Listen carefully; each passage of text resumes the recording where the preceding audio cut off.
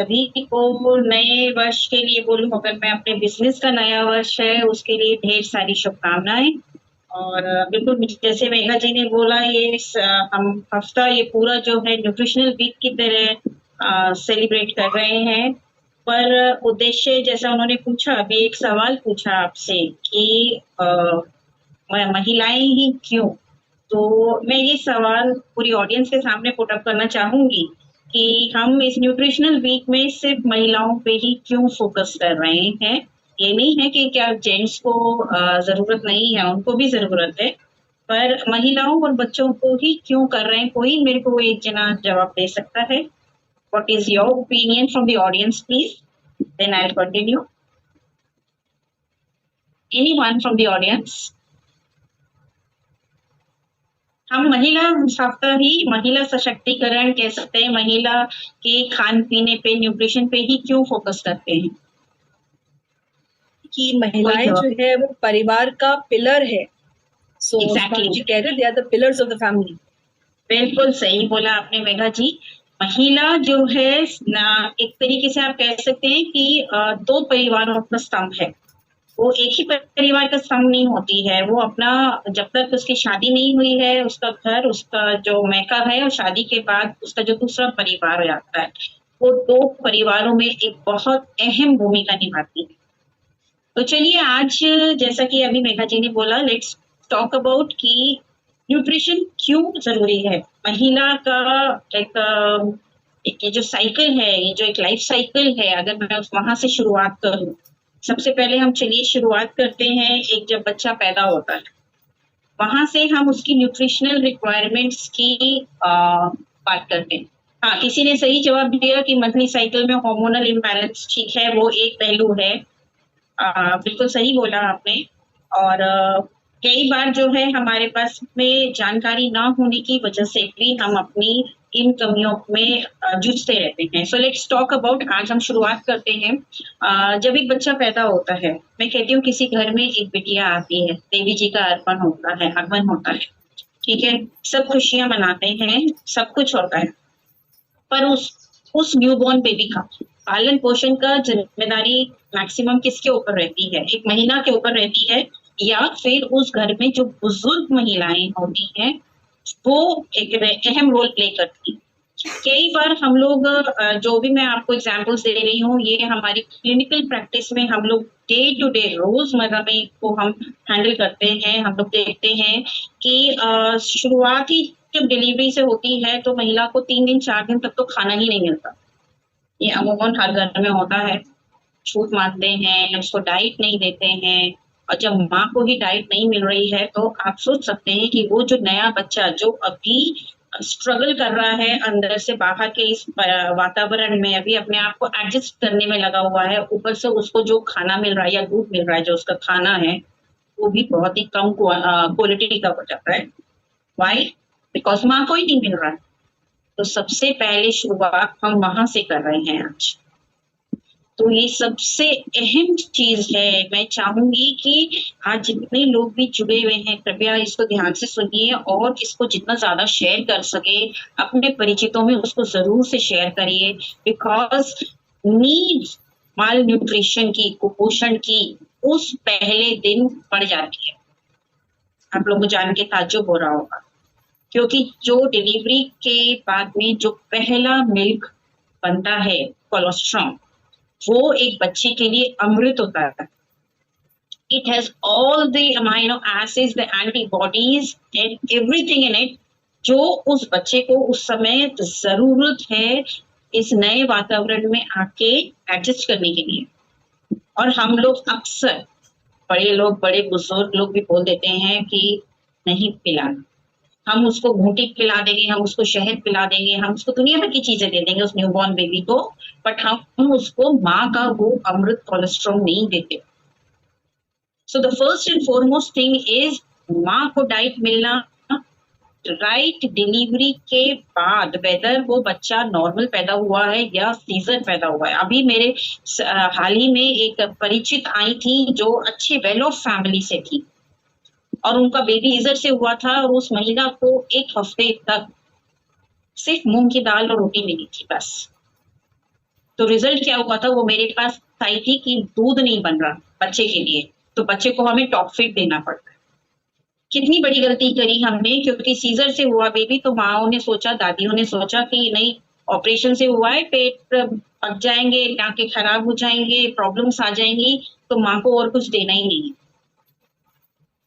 सबसे पहले मैं सभी से अनुरोध करूंगी कि इस चीज पे विशेष ध्यान दें कि राइट डिलीवरी के तुरंत बाद, हम लोग 2 घंटे में बोलते हैं, राइट डिलीवरी के 2 घंटे के अंदर बच्चे को पहला फीड मिल जाना चाहिए और माँ को भी मिल जाना चाहिए। आप गुड़ के लड्डू दे दीजिए, दूध दे दीजिए, वेदर वो किसी भी तरह से डिलीवरी हुई हो। I myself is an example of a caesarean section. मेरे दोनों बच्चे सीजर से हुए हैं, पर जैसे ही माँ को होश आता है, हम लोग जो है, ठीक है सीजर में जरूर हम 1-2 दिन बोलते हैं कि एकदम से सॉलिड डाइट नहीं देना है, लिक्विड ही देना है, जो कि पूर्ति ड्रिप से होती रहती है, बट एक नॉर्मल डिलीवरी में ऐसी कोई समस्या नहीं है, हम स्टार्ट कर सकते हैं। क्लियर हरी झंडी मैं एज अ डॉक्टर भी दे रही हूँ, ठीक है। उसके बाद में वो घर भी जब पहुंचती है डिलीवरी के बाद में, माँ को हर 2 घंटे में पौष्टिक खाना मिलना है।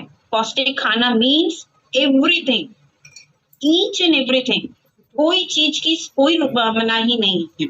मैं ये नहीं कहती आप सीधा पूरी पकोड़ा खिला दो, पर मैं ये जरूर कहूंगी कि हाँ उसको दालें, हरी सब्जियां, फल, दूध, मेवे, लड्डू, गुड़ सब कुछ दीजिए, किसी तरह की कोई रेस्ट्रिक्शन नहीं है। बिकॉज माँ को जितना अच्छा दूध मिलेगा, आप लोग खुद जानते हैं, सभी लोग जानते हैं, जब एक किसी जानवर की डिलीवरी होती है तो हम लोग माँ को खिलाते हैं कि नहीं खिलाते हैं, ताकि बच्चे को मिल्क हो। फिर हम इंसानों के साथ में हम इतना भेदभाव क्यों करते हैं कि माँ को 3 दिन तक खाना नहीं दिया जाता? क्योंकि माँ को जितना अच्छी डाइट मिलेगी, उतना अच्छा मिल्क प्रोडक्शन होगा, जो उसके बच्चे के लिए बेनिफिशियल होगा, और बच्चे की शुरुआत वहीं से हो रही है। हमने जितना ऊपर टॉप फीड या दुनिया भर की ऊपर की चीजें दी, आप सोच लीजिए आप खुद जिम्मेदार हो जा रहे हैं अपने ही बच्चे की इम्यूनिटी डाउन करने के। So never do that. साथ में हम हमेशा एक और जो ब्लंडर्स करते हैं वो ये है कि हम जो माँ को प्रेगनेंसी के दौरान आयरन, कैल्शियम, प्रोटीन्स चलता रहता है, वो डिलीवरी हुई नहीं और सब बंद हो जाता है। नो, उसको ये रेगुलर चलना है जब तक बच्चा फीडिंग करा रहा है। इस चीज पे विशेष मैं अंडरलाइन करती हूँ। अगर प्रेगनेंसी में माँ की रिक्वायरमेंट 300 कैलोरीज बढ़ती है, तो लैक्टेशन में या जब जो बोलते हैं हम बच्चे को फीडिंग करा रहे हैं, उस समय माँ की रिक्वायरमेंट 500 कैलोरीज एक्स्ट्रा होती है, और हम करते उल्टा है। हम उसका खाना पीना बंद करते, बंद क्या मतलब हम देते ही नहीं है, बिकॉज हमारे जो जन्मों से हमारी जो रीति रिवाज चले आ रहे हैं, हम उसको ब्लाइंडली फॉलो करते हैं। उस जमाने का एनवायरनमेंट और आज का एनवायरनमेंट में जमीन आसमान का फर्क आ गया। शुद्धता में जमीन आसमान का फर्क आ गया। इंसान की इम्यूनिटी, आप अंदर की स्ट्रेंथ, आप कंपैरिजन कर लो अपने आप को और अपनी दादी और नानियों से। आज वो लोग हेल एंड हार्टी हैं 70-80 साल में, जो आज हम लोग 30-40 साल में इतनी सारी प्रॉब्लम्स से जूझ रहे हैं। क्यों है? कभी सोचा है किसी ने? क्योंकि उस जमाने में उनको इतनी चीजें शुद्ध मिलती थी और वो लोग खाते थे और उतनी मेहनत करते थे, तो उनकी बॉडी अंदर से स्ट्रांग है। और आज हम लोग के पास जितनी ज्यादा सुविधाएं बढ़ती चली जा रही हैं, हम उतने आलसी होते चले जा रहे हैं। फिजिकल एक्टिविटी ना के बराबर है, और खाने का तो सभी लोग जानते हैं कि कोई चीज शुद्ध नहीं है। सो कहने का मेरा तात्पर्य सिर्फ इतना है कि ब्लाइंडली किसी भी रीति रिवाज को ना फॉलो करें। लुकिंग टू द एनवायरनमेंट और परिस्थितियां हमारी आज की, उसके हिसाब से मोल्ड करिए, बिकॉज वो आपके और आपके बच्चे के लिए बेनिफिशियल है। क्योंकि उस समय एक और चीज होती है, डिलीवरी के बाद में हम लोग एक टर्म बोलते हैं पुर्पेरियल साइकोसिस या पुर्पेरियल डिप्रेशन। ये एक हार्मोनल, क्योंकि माँ के शरीर में बहुत सारे हार्मोनल चेंजेस हो रहे हैं, बहुत सारे, कोई आम आदमी उसको नहीं समझ सकता। इसीलिए बहुत जरूरी है कि उस समय T1 डिलीवरी के बाद में माँ को इमोशनल सपोर्ट बहुत जरूरत है। उसको एक पूरे परिवार का एक सहानुभूति, एक सपोर्ट की जरूरत है, केयर की जरूरत है, साथ में एक अच्छी डाइट की जरूरत है। She should not be felt कि मेरे को एक अलग कमरे में बंद कर दिया गया है, अलग कमरे में छूत की तरह रख दिया गया है, जहां से मैं ना नींद में निकल सकती, ना मैं कुछ मांग सकती, ना मैं कुछ कर सकती। ऐसी फीलिंग्स नहीं होनी चाहिए। इसीलिए जिन घरों में ये चीजें, खासतौर पे हम लोग गांव के परिवेश में ये चीज बहुत देखते हैं, जहां ये चीजें होती हैं वहां की लेडीज अक्सर 10-15 दिन बाद ही दोबारा हॉस्पिटल में एडमिट होती हैं बिकॉज ऑफ प्यूबेरल डिप्रेशन। तो emotional, mental wellbeing, physical wellbeing is a must. Health के हिसाब से दिमागी तौर पे, इमोशनली, हर तरह से माँ को मजबूत बनाइए, क्योंकि जितनी माँ मजबूत होगी उतना ही वो अच्छा केयर अपने बच्चे को करेगी। अगर माँ खुद इमोशनली डिस्टर्ब होगी तो इतनी दुखी होगी, इतनी डिप्रेस्ड होगी, इतनी चिड़चिड़ी होगी कि वो अपने बच्चे को भी सोचेगी कि कहाँ से आ गया कि मेरे ऊपर इतनी पाबंदियां लगी है, मैं कुछ कर नहीं सकती। She will not love her child, वो उसको एक बोझ समझेगी। तो गलती उस माँ की नहीं है, गलती हम सबकी है, उस परिवार की है, जो हम उसको एक इमोशनल एस्पेक्ट पे हम लोग नहीं सोचते हैं। सिमिलरली हाइजीन, जो फिजिकल बॉडी है, मतलब मैं कहूंगी, मैंने एक चीज जो बहुत कॉमनली देखी है कि हम माँ और बच्चे की तेल मालिश तो कराते रहते हैं, पर नहाता नहीं है बच्चा, नहाती नहीं है माँ। इसका बहुत एडवर्स इफेक्ट पड़ता है माँ के पे और बच्चे पे। बच्चों पे अक्सर लेडीज ने देखा होगा जिनके यहाँ भी डिलीवरी हुई होगी, एक बच्चे के सिर पे एक व्हाइटिश कलर की एक लेयर जम जाती है। That is nothing but a fungal infection of the scalp. क्योंकि हम तेल लगाते रहते हैं, बत्ती बनती रहती है, वो निकलती रहती है, और जो हीट है वो इतनी ज्यादा अंदर बच्चे के बॉडी में रह जाती है, क्योंकि हम उसको नहलाते नहीं हैं, तो उससे कई बार रैशेस, दाने निकल आते हैं। बहुत बच्चे आते हैं इस तरह के हम लोगों के पास में हॉस्पिटल में, ठंड ना लग जाए, गर्मी के मौसम में भी उसको वुलन्स पहना के रखेंगे। सोचिए अगर आपको इस मौसम में वुलन्स पहना के रखेंगे तो कैसा फील होगा। वो तो बेचारा बच्चा कुछ बोल नहीं पाता है, ऊपर से हम तेल मालिश करते रहेंगे, नहलाते नहीं है। So the cleanliness, the hygiene part is zero. और ये माँ के साथ भी सेम चीज होती है, ना माँ नहा रही है ना बच्चा नहा रहा है। प्लीज इस चीज को रेक्टिफाई करिए, पहले दिन से नहाने दीजिए माँ को भी और बच्चे को भी। वो जितना नहाएगी, फ्रेश फील करेगी, अंदर से हाइजीनिक रहेगी, उसको किसी भी तरह की आगे चल के कोई गायनिक प्रॉब्लम नहीं होगी, जो अक्सर होती है। अक्सर 95% ladies land up into discharge की प्रॉब्लम्स। इट्स मेनली क्योंकि गंदगी रहती है, हम ऑलरेडी तो उस समय बॉडी से इतने डिस्चार्जेस निकल रहे हैं, ऊपर से हम उसको नहाने नहीं दे रहे हैं। तो हम खुद जो है, जिसको बोलते हैं ना, हाँ बैल मुझे मार, मतलब हम खुद न्योता दे रहे हैं बीमारियों के लिए। So let her take bath, a good diet, a good sleep. बच्चे को थोड़ा सा कुछ लोग हैंडल करें ताकि माँ सो सके, क्योंकि माँ रात भर उस बच्चे के साथ जागती है। तो ये हो गया initial part of the life, जहाँ एक माँ के लिए diet, hygiene, sleep, emotional support, everything is a must. और जब माँ का सब कुछ अच्छा रहेगा ना, तो बट नेचुरल है कि बच्चा भी स्वस्थ रहेगा, उसको प्रॉपर डाइट मिलेगी। उसका माँ को जब डाइट अच्छी मिलेगी तो ऑब्वियस है कि दूध भी अच्छा बनेगा, तो बच्चा भी स्वस्थ होगा। कई बार इवन कमजोर बच्चे, लो बर्थ वेट वाले बच्चे भी डिलीवरी के बाद, पैदा होने के बाद, जब उनको माँ का अच्छा मिल्क मिलता है तो वो रिगेन कर लेते हैं। जो जितनी कमी होती है ना, वो सब उनकी वापस ठीक हो जाती है, क्योंकि वो बच्चा, आप मान के चलिए, एक बीज के जैसे है। जैसे ही उसको सही मात्रा में खाद पानी मिलेगा ना, तो वो अंकुरित हो जाता है, वो फ्लरिश करता है। तो बच्चे, जितने कमजोर बच्चे भी हैं, वो भी ठीक हो जाते हैं। कई बार हमने अक्सर सुना है, माएँ बोलती हैं कि बच्चा में बचपन में जब पैदा हुआ था तो कमजोर पैदा हुआ था, इसीलिए वो जिंदगी भर उस पर ठप्पा लग गया कि ये कमजोर पैदा हुआ था, इसलिए जल्दी जल्दी बीमार पड़ता है, इसलिए इसको जल्दी जल्दी सर्दी होती है, और ब्ला ब्ला ब्ला। ऐसा कुछ नहीं होता। It is because we are ignorant. हम उस बच्चे को प्रॉपर डाइट नहीं दिया, हमने उस बच्चे को प्रॉपर खाना नहीं दिया। That is the reason. नहीं तो एक बच्चे में, जो बिल्कुल ग्रोइंग एज है, जिस समय उसकी सारी body organs, physically, mentally, brain development, everything is very fast. आप जितना अच्छा उसको खिलाओगे पिलाओगे ना, उतना अच्छी ग्रोथ होगी। अब हमें खिलाना पिलाना क्या, अभी जो बच्चा जो पैदा हुआ मैंने बताया 6 मंथ्स तक उसको माँ का फीडिंग से चल जाता है, उसके बाद नहीं चलता, जो अक्सर ही गलतियां करते हैं माँ। उसके बाद में उसको सप्लीमेंट्री फीडिंग्स चाहिए, टॉप फीड चाहिए। आप टॉप फीड में क्या क्या दे सकते हो, दाल का पानी दे सकते हो, चावल का पानी दे सकते हो, ऐसे फीका नहीं डालना प्लीज, उसमें नमक डाल देना, घी भी डाल देना, चाहे जो भी आप पिला रहे हो। आप सेरेलेक पर जो बाजार से पैक्ड डब्बे लाते हो प्लीज उसको मत दीजिए, उनमें प्रिजर्वेटिव्स रहता है। आप घर में बना सकती हो, सूजी को भून लो ताजा, देसी घी में भून लो और दूध और शक्कर मिला के बना लो, सेरेलेक बन गया आपका। फ्रेश जितनी चीजें आप अपने बच्चों को देंगे, बच्चा उतना फास्ट पनपेगा, उतनी फास्ट उसकी ग्रोथ होगी। और बच्चे से एक बॉन्डिंग बनाइए। अक्सर मैंने देखा है माएँ, मैंने बहुत रेयरली देखा है वो ना बच्चों से बात भी नहीं करती हैं। और इसीलिए ना जबकि हम कहते हैं ना हम माँ बच्चे के साथ जितना ज्यादा बात करेगी, जितना ज्यादा उसको प्यार करेगी, लाड़ करेगी ना, एक तो उसका खुद का उतना अच्छा मिल्क प्रोडक्शन होगा और एक इमोशनल बॉन्डिंग बनती है।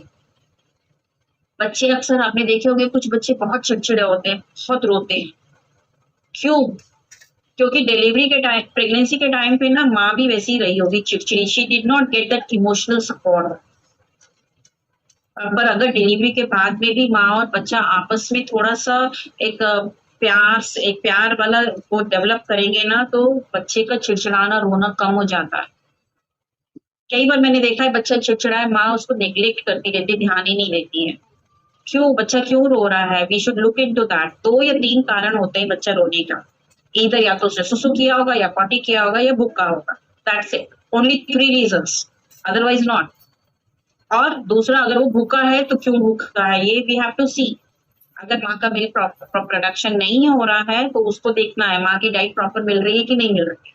अब मैं जैसे 6 महीने पे टॉप फीड्स की बात कर रही थी, हम दाल का पानी, चावल का बना के दे सकते हैं, सेरेलेक जैसा आप ये सब चीजें बनाइए, पतला पतला दीजिए स्टार्टिंग में, सो दैट वो धीरे धीरे डाइजेस्ट करे। और एक बार में एक ही चीज स्टार्ट करिए, कोई भी एक चीज स्टार्ट करेंगे उसको लगातार 10 दिन तक दीजिए। एक टाइम फिक्स कर लीजिए, आपका ये टाइम है अपना फीड देने का, और बीच का टाइम हर 2 घंटे में बच्चे को फीड मिलना चाहिए। मेक दैट थिंग, मतलब आई वुड लाइक टू से it, underline it. Every mother जो न्यूबॉर्न बेबी जिसके पास में है, जिसने बच्चे को जो पैदा हुआ है, उसको हर 2-2 घंटे में फीडिंग मिलना चाहिए। इसे मैं आज बेसिक चीज पे इसलिए बता रही हूँ क्योंकि राइट शुरुआत ही हमारी गलती हो जाती है। 6 महीने के बाद में बच्चे को हर 2-3 घंटे में आपको ऐसी चीजें बना के देनी है, लिक्विड्स। अभी वो सॉलिड्स नहीं खा सकता, लिक्विड्स, और एक बार में एक चीज। क्योंकि उसको पहली बार जब भी आप जो भी चीज दोगे, चाहे दाल का पानी दोगे, वो फेंकेगा निकाल के, क्योंकि उसके लिए अभी तक तो उसने सिर्फ दूध का स्वाद जाना है, उसको नहीं पता कि ये भी खाने की चीज है। तो कोई बात नहीं, टेंशन मत लीजिए, नैपकिन लगा लीजिए, उड़ेलता है कोई बात नहीं, पर आप उसको डेली दीजिए।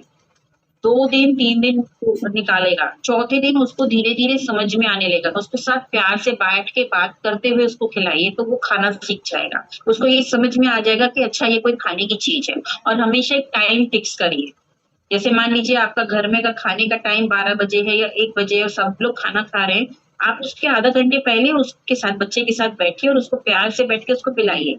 तो उसको ये समझ में आ जाएगा, उसका एक बॉडी क्लॉक सेट हो जाएगा कि 1 o'clock के करीब मुझे ये दाल का पानी जैसी कोई चीज मिलती है। बच्चा बोलता नहीं है पर बच्चा समझता सब कुछ है, हर चीज। जब वो पेट में रहता है तब भी समझता है, बोल नहीं रहा है पर वो समझ सब कुछ रहा है। तो ऐसे ही आप डाइट एक एक करके इंट्रोड्यूस करिए। जैसे अगर आपने 10 दिन तक दाल का पानी दिया, 11वें 12वें दिन से आप चावल का पानी स्टार्ट करिए, पर दाल का पानी चलते रहने दीजिए, तो उसको समझ में आ जाएगा कि हाँ ये भी खाने की चीज है। आप सूप्स बना सकते हो, वेजिटेबल सूप्स बना सकते हो, वेजिटेबल स्टॉक जिसको बोलते हैं, ऐसा एकदम पानी वाला, उसमें ऐसी कोई दानेदार चीज नहीं हो जो उसके गले में फंसे। आप वेजिटेबल स्टॉक बनाइए और वो दीजिए। और सब में हमेशा एक चीज करिए, मैंने कई बार जब मैं अपने पेशेंट्स को ये सारी चीजों की काउंसलिंग करती हूँ, मैं हमेशा बोलती हूँ जो भी चीज आप बच्चे को खिला रहे हो, पहले खुद जरूर खा के देख लेना कि वो पैलेटेबल है कि नहीं। क्योंकि मैंने एक बार ऐसे ही हुआ था, मैंने पूछा था तो उसने बोला ना उसने नमक डाला था ना उसने कुछ डाला था। मैंने कहा क्या तुम एक उबला पानी पी सकती हो? तो जब तुम खुद नहीं पी सकती तो बच्चे से कैसे एक्सपेक्ट करती हो? तो ऑलवेज पहले आप खुद टेस्ट करके देखिए कि क्या वो पैलेटेबल है, उसमें नमक शक्कर जो जो भी चीज आप बना रही हो वो पीने लायक है कि नहीं। तो डेफिनेट है कि बच्चा आपका पिएगा। 10-11 मंथ से आप उसके डाइट में केला, फ्रेश उबला हुआ आलू, शकरकंद ये चीजें इंट्रोड्यूस कर सकते हैं। उसको अच्छे से, हमेशा मैं एक चीज बोलूंगी, फ्रेश, कभी भी रखी हुई फ्रिज की चीजें बिल्कुल नहीं दीजिएगा। ताजा आलू उबालिए, छीलिए, हल्का सा उसमें आप नमक लगा सकती हैं और बच्चे को खिलाइए। फेवरेट होता है हर बच्चे का आलू, उस दिन से वो खाना सीख जाएगा। एक केला रोज खिलाइए। आप धीरे धीरे ग्रेजुअली इंक्रीज करते जाइए। एक महिला मेरे से आके बोली थी कि मेरा बच्चे का वजन नहीं बढ़ता जबकि मैं उसको सब कुछ खिलाती हूँ। ये एक बहुत कॉमन क्वेश्चन है ना? बट अगर मैं ये पूछूं, मैंने उनसे जब ये पूछा कि आप खिलाती क्या क्या हो और कितना खिलाती हो, तो उन्होंने एक चीज ये बोली कि हम 1-2 चम्मच खिला देते हैं दाल चावल या थोड़ा सा। तो मैंने कहा ऐसे नहीं होता। बच्चे की प्रॉपर थाली लगाइए। जब वो 1 साल का बैठना सीख जाता है, 1 सवा साल का बच्चा, आप उसको उसके फादर के साथ, बड़े जो भी घर के बड़े लोग हैं उनके साथ जैसे आप उनको परसते हैं, आप बच्चे को भी परसिए। उसकी एक सेपरेट थाली बनाइए। आपको सुनने में थोड़ा अटपटा लग रहा होगा, बट ये बेसिक हैबिट्स हैं जो हम राइट उस उम्र से बच्चे को डाल रहे हैं। और वो है साथ में बैठ के परिवार को जानना और खाना। बच्चा अकेला कभी नहीं खाता।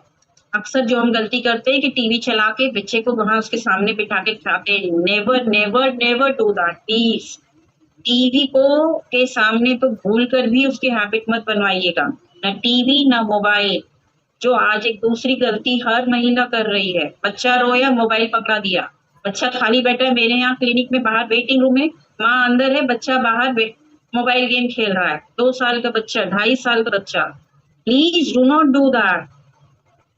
5 साल तक की तो ब्रेन ग्रोथ होती है। आप खुद अपने बच्चे के दुश्मन बन रही हो। इतनी हार्मफुल रेज निकलती हैं मोबाइल से, मोबाइल की जो वेव्स होती हैं, ये आपके बच्चे का ब्रेन डेवलपमेंट इफेक्ट करता है। उसका ब्रेन डेवलपमेंट नहीं होगा प्रॉपर।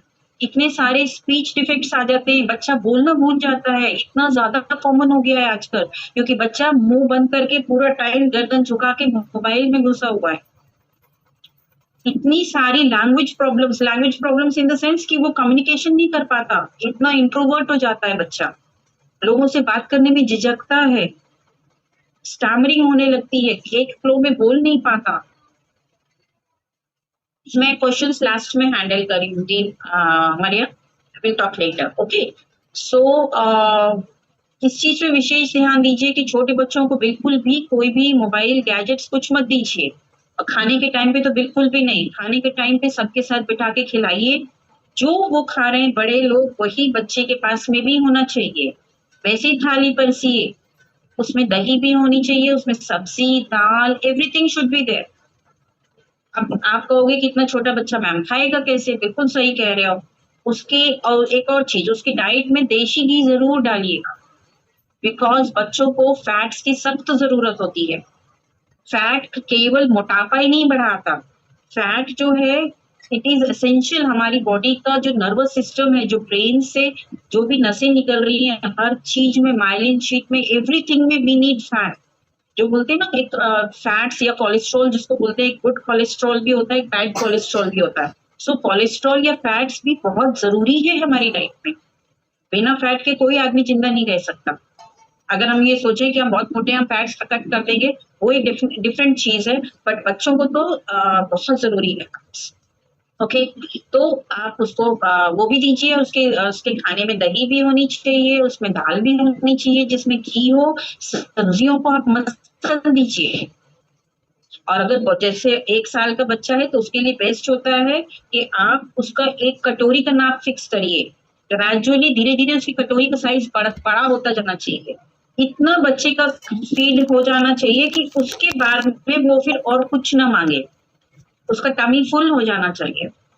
हम लोग जो गलती करते हैं कि हम 1-2 चम्मच खिला दिया, अपनी प्लेट में से उसको खिला दिया और बस हम सोचते हैं कि उसका डाइट फुल हो गया और फिर वो बिस्किट्स और कुरकुरे और चिप्स और इन सब से वो अपना पेट भरता है।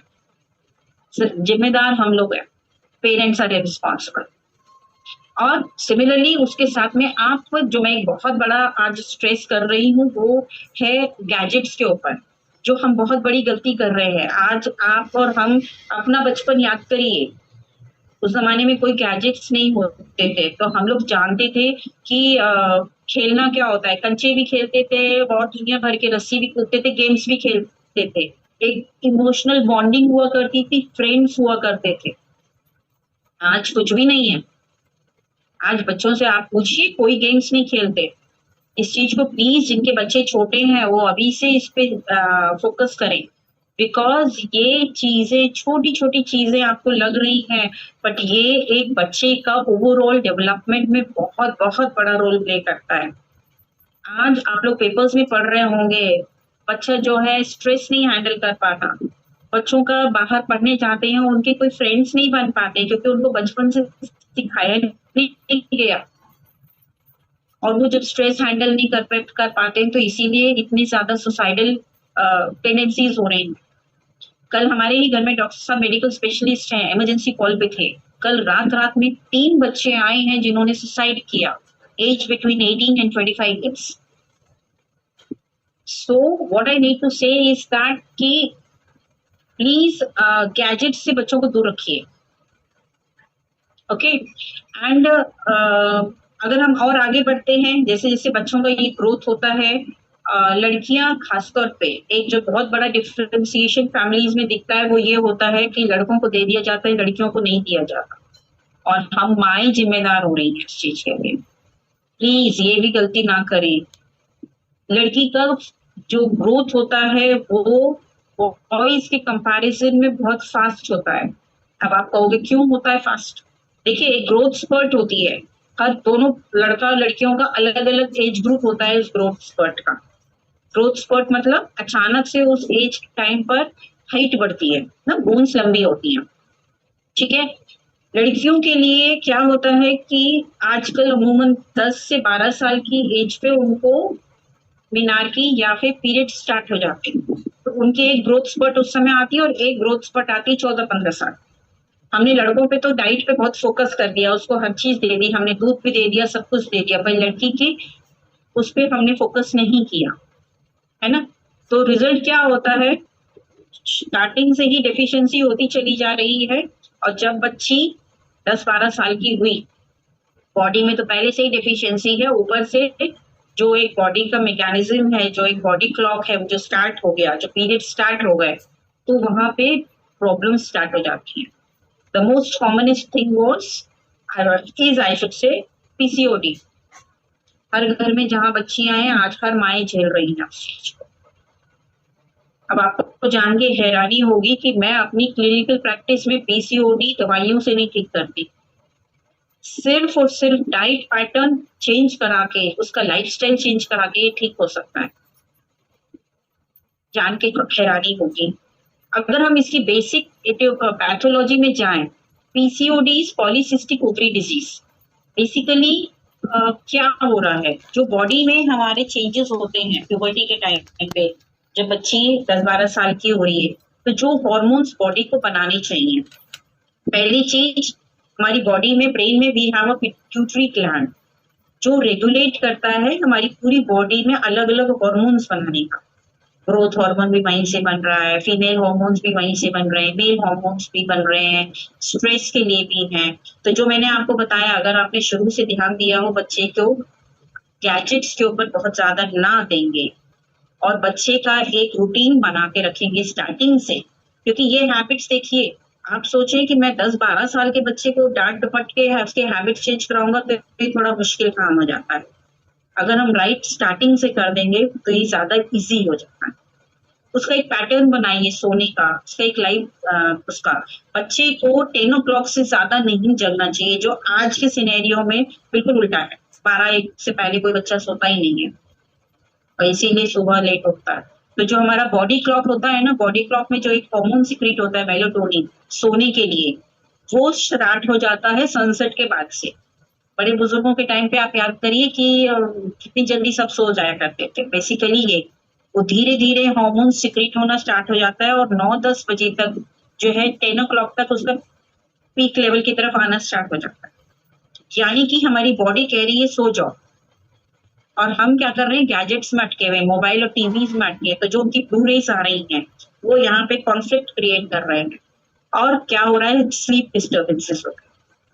तो जब हमारे ब्रेन में इस तरह के स्लीप डिस्टर्बेंस, क्या सारे हॉर्मोन्स डिस्टर्ब हो रहे हैं, ऊपर से हमने डाइट डेफिशिएंट कर दी, ना उसमें प्रोटीन्स है, ना सब्जियों के विटामिन मिनरल्स हैं, तो रिजल्ट क्या हुआ, तो जो हॉर्मोन्स बनने चाहिए, हॉर्मोन्स और व्हाट, अमाइनो एसिड्स बेसिकली,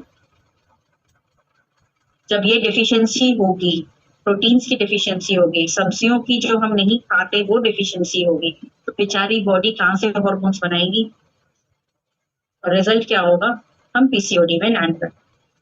दूसरी सबसे कॉमनेस्ट चीज जो आजकल देखने में आ रही है वो है थायराइड की प्रॉब्लम्स। हम सॉल्ट कौन सा यूज कर रहे हैं, वो भी एक बहुत बड़ा रोल प्ले करता है। आयोडीन सॉल्ट होना चाहिए। और सबसे बड़ी चीज, आपको विश्वास नहीं होता होगा, ये जितना भी हमारा फास्ट फूड्स है, फास्ट फूड्स में बेसिकली है क्या, मैदा एंड प्रिजर्वेटिव्स। जितनी सॉसेस डल रही हैं वो सारा प्रिजर्वेटिव्स हैं, हार्मफुल केमिकल्स हैं कहीं ना कहीं। और इसको हम जितना ज्यादा खा रहे हैं आजकल के बच्चे, ये कहीं ना कहीं सब एक्यूमुलेट होके बॉडी के अंदर हमारा पूरा बॉडी का सिस्टम को डिस्टर्ब कर, टोटली तो जीरो नहीं कर सकते बच्चों का, हाँ वंस इन अ मंथ कर सकते। Once in a month I think करने में अगर आप प्यार से समझाएंगे तो हर बच्चा भी समझ जाएगा। जबरदस्ती या मार के या पिटाई करके कभी कोई काम नहीं बनता।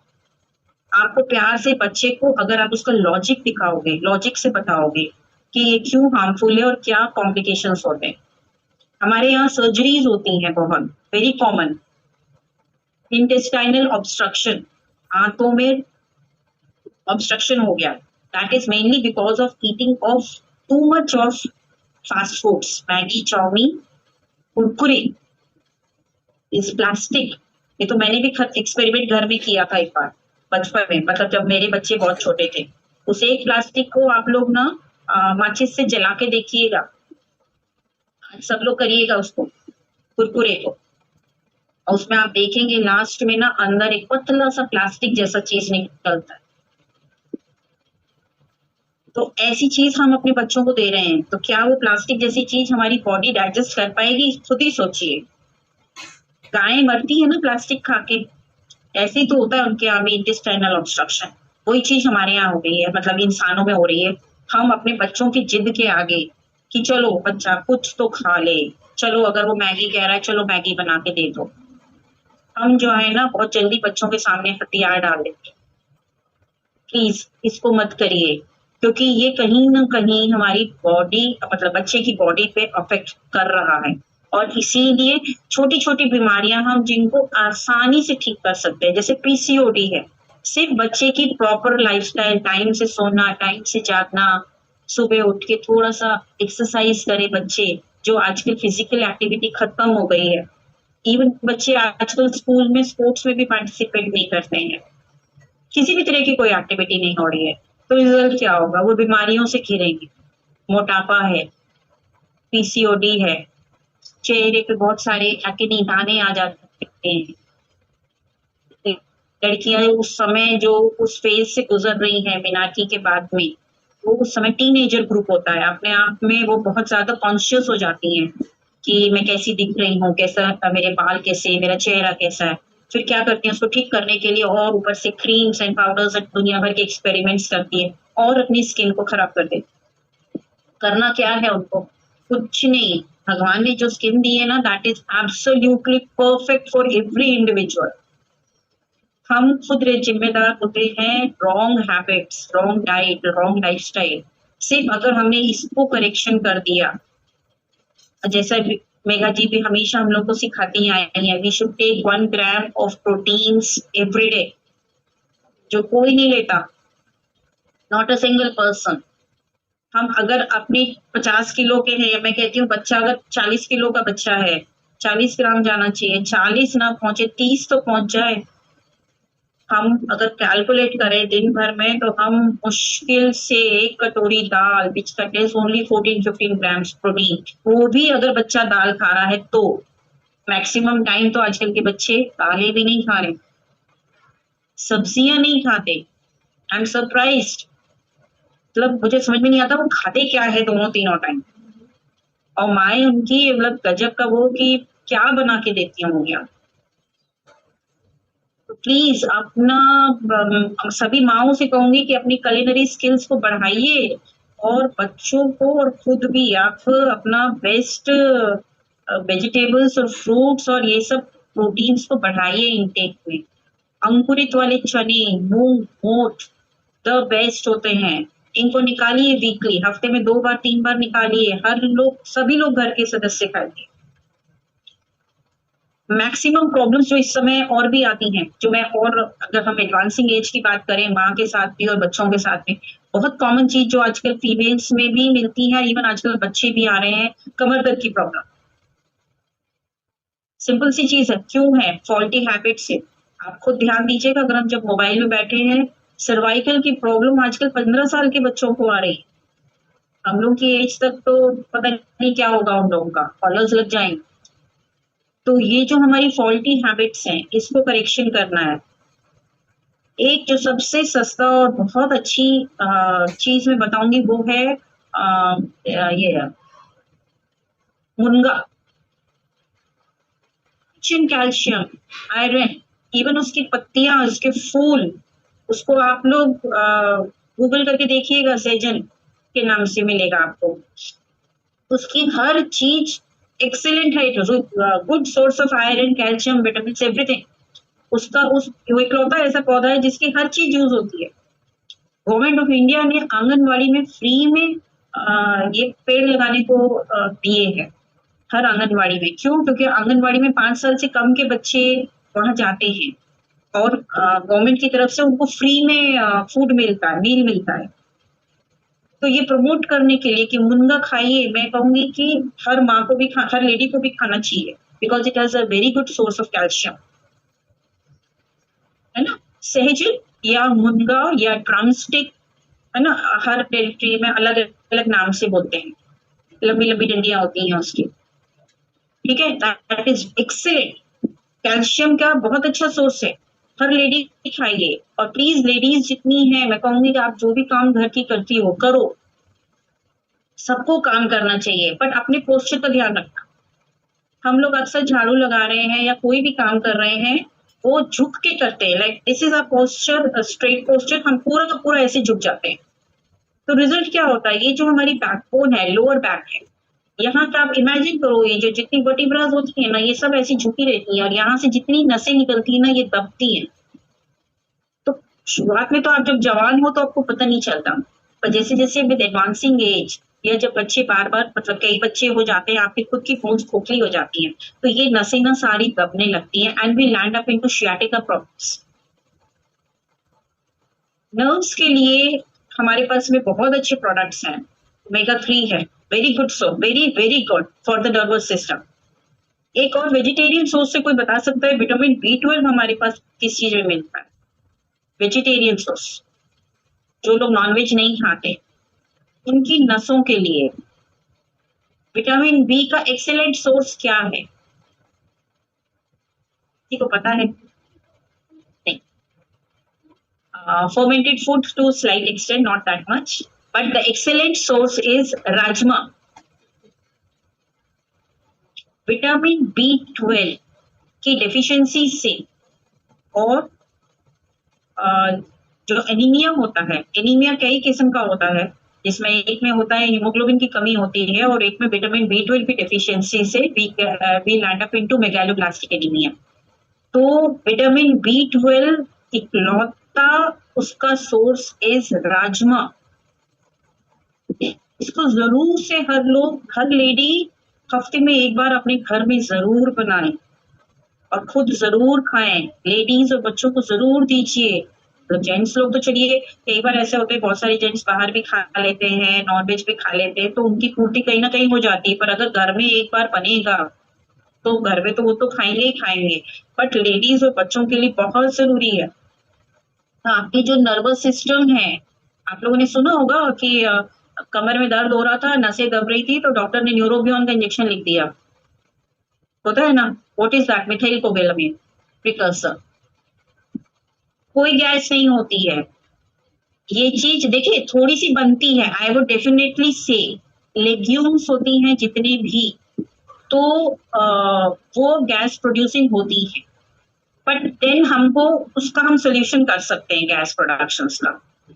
ठीक है ना, हम ये नहीं कह रहे कि हमको किलो भर खाना है, हमको थोड़ा सा खाना है।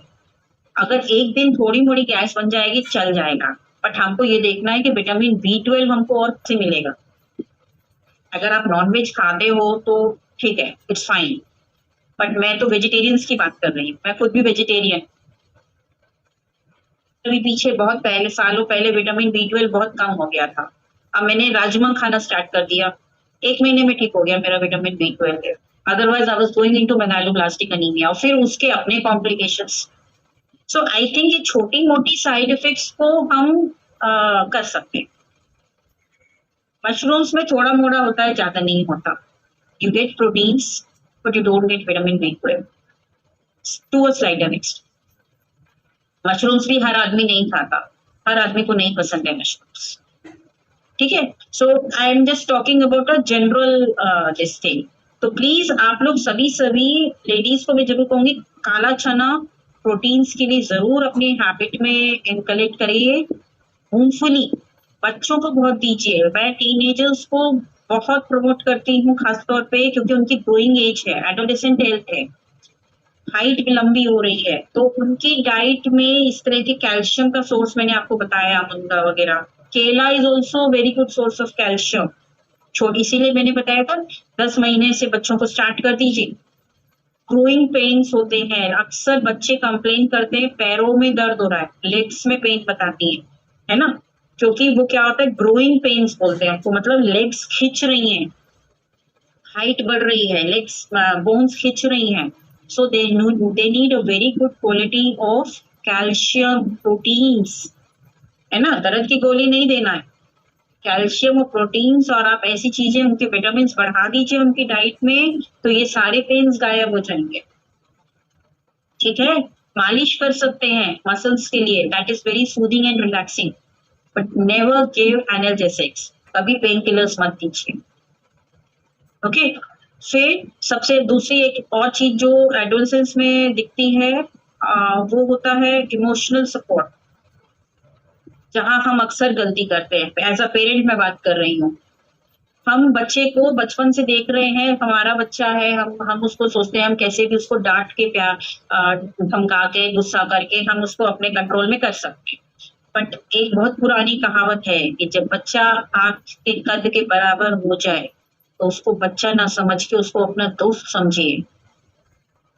जब बच्चा खासतौर पे एडोलेसेंट हेल्थ, एडोलेसेंट एज में आता है, इतने ज्यादा उसकी बॉडी में चेंजेस हो रहे हैं, हार्मोन सिक्रीट हो रहे हैं कि वो जो है अनस्टेबल हो जाता है। वो आपकी बात कम सुनेगा, वो अपने दोस्तों की बात ज्यादा सुनेगा, और अगर आपने उसको और डांटा फटकारा तो वो तो बिल्कुल भी नहीं सुनेगा, बगावत पे आ जाएगा। तो उससे प्रेम से बात करिए, उसके दोस्त बनिए, उसकी प्रॉब्लम्स को सुनिए, उसका सोल्यूशन निकालिए, बीइंग एज अ फ्रेंड। अक्सर माँ एक और गलती करती है, पेरेंट्स ऐसे गलती करते हैं, मार्क्स का, स्कोरिंग का प्रेशर डालते हैं। डालिए, इस जमाने में मार्क्स का कोई वैल्यू नहीं रह गया कहीं भी। मैं ये नहीं कहती कि आप बच्चे को पढ़ने के लिए ना मत बोलो, बिल्कुल बोलना चाहिए, बच्चे को पढ़ना है, अच्छे नंबर्स क्वालिफाई करना है, but pressure of coming first और गेटिंग वेरी गुड अच्छे ग्रेड्स या कोई मतलब नहीं, क्योंकि उससे बच्चा बहुत ज्यादा स्ट्रेस्ड है। आप लोग सुन रहे होंगे कोटा में क्या हो रहा है, IIT में भी कई बार हमने अभी हाल ही में पेपर्स में सुना। क्यों हुआ ये? क्योंकि हम बच्चे के अच्छे दोस्त नहीं बने। बच्चा अपना स्ट्रेस, अपने दिमाग में उथल पुथल को अपने माँ बाप से शेयर नहीं कर सका, और उल्टा हम लोगों ने उस पर प्रेशर डाला कि तुमको इतने नंबर लाने हैं। तो रिजल्ट क्या हुआ, उसको ये लगा कि मैं अपने पेरेंट्स की ख्वाहिशें पूरी नहीं कर पाया और उसने अपनी लाइफ एंड कर दी। तो प्लीज आज के सिनेरियो में बच्चों के ऊपर प्रेशर नंबरों का तो मत डालिए। हर जगह उसको कॉम्पिटिटिव एग्जाम्स में फेस करना है, पढ़ना है, कॉन्सेप्ट्स क्लियर करना है। दोस्त बनिए, माँ बाप बन के प्रेशर मत डालिए। उसके आप जितने अच्छे दोस्त बनेंगे ना, वो उतना अच्छा सक्सेसफुल हो। और मेरे पास अब टाइम बहुत कम है, मैं बस इतना और बोलूंगी। विद एडवांसिंग एज, जब लेडीज मेनोपॉजल एज में आ जाती हैं, प्रेगनेंसी में मैंने जैसे बताया ही था आपको कि उनको अपनी डाइट पे पूरा ध्यान रखना है, फ्रूट्स वेजिटेबल्स हर चीज खाएं। भाई आई थिंक हर आदमी समझदार है कि हमारे लिए पूरी पकौड़ा कितना फायदेमंद है और सब्जियां कितनी फायदेमंद।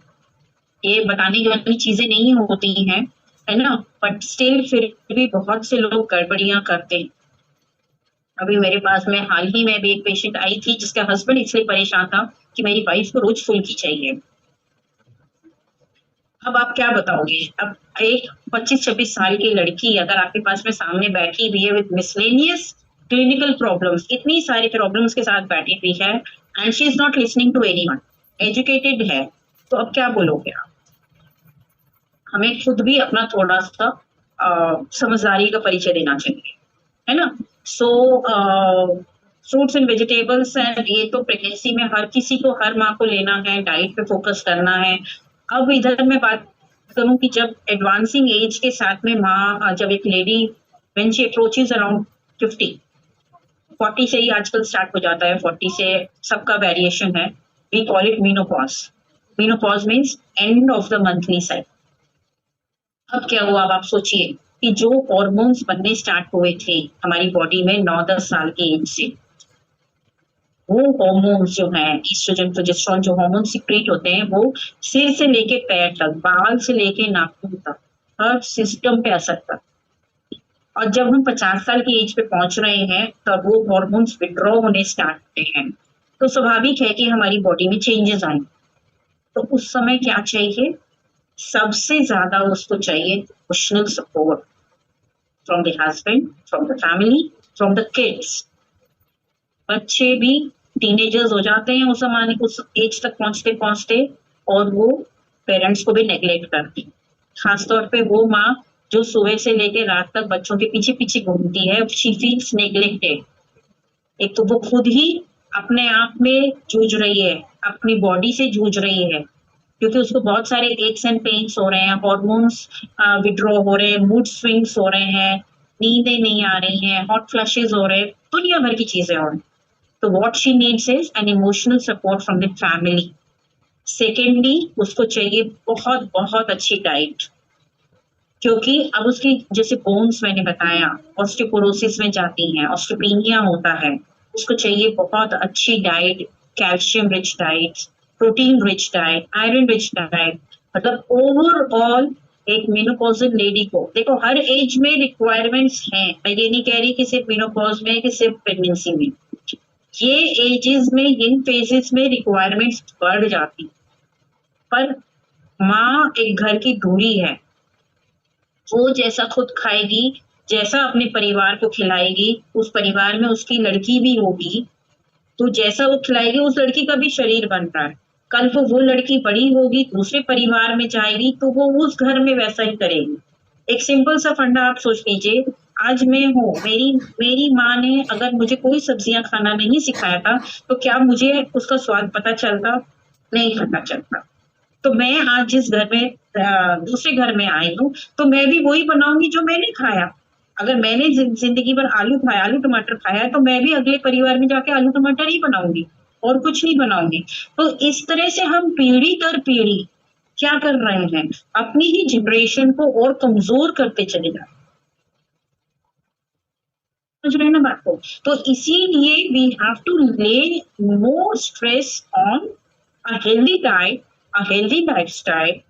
ठीक है, सिर्फ खान पान ही नहीं, हमारा जो पूरा दिनचर्या है, टाइम से सोना, टाइम से उठना, exercise, physical activity, we should have some hobby. हर महिला को मेनोपॉजल एज के बाद में, जब बच्चे बड़े होके बाहर निकल जाते हैं, पढ़ाई के लिए निकल जाते हैं, हस्बैंड जॉब के लिए निकल जाता है, लेडी अकेली रह जाती है घर में, पागल होने लगती है, सबको मिस करती है, बच्चों को मिस करती है।